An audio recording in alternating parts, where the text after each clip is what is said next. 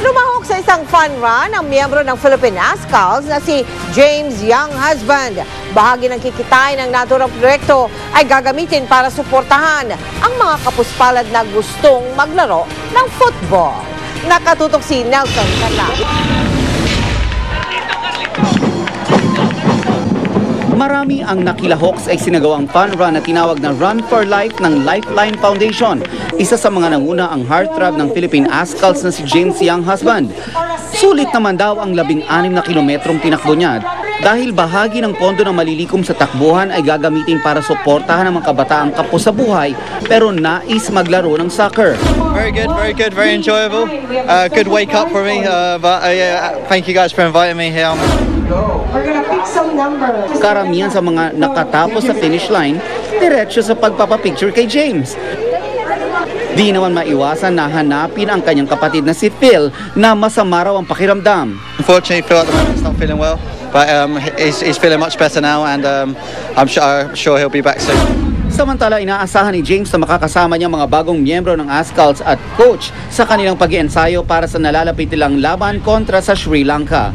Looking forward to getting back to the team and meeting all the players, meeting the new players, seeing the coach, seeing the manager. So I'm looking forward to getting back training with the Ascals. Nelson Canlas, Takatutok, 24 Oras.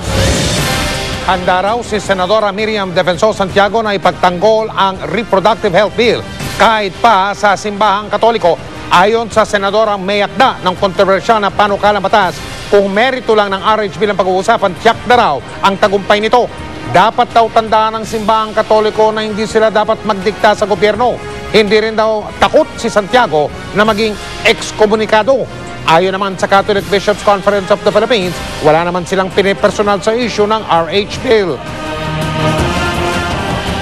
I am not afraid because I learned in theology school when I took my master's degree that under the teachings of Vatican II, I have a conscience. And the basis of my religion is freedom of conscience.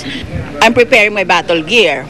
I don't think anything will happen during these 3 weeks, but after the sauna, we're ready for a shootout.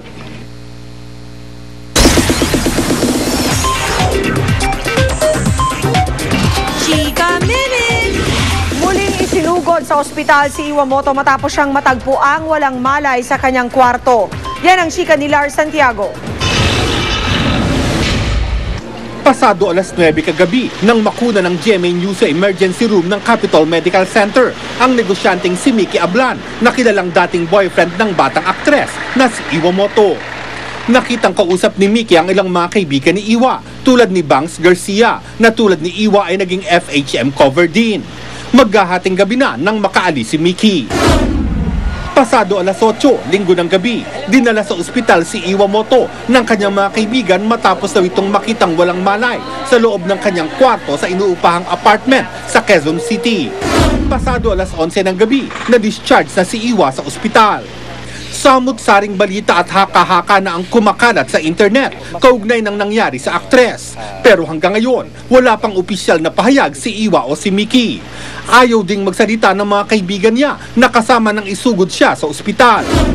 Matatandaan nung nakaraang Webes, dinala rin sa ospital si Iwamoto dahil sa mga sugat na tinamo sa kamay matapos niyang basagin ang windshield ng sasakyan ng dating boyfriend na si Mickey.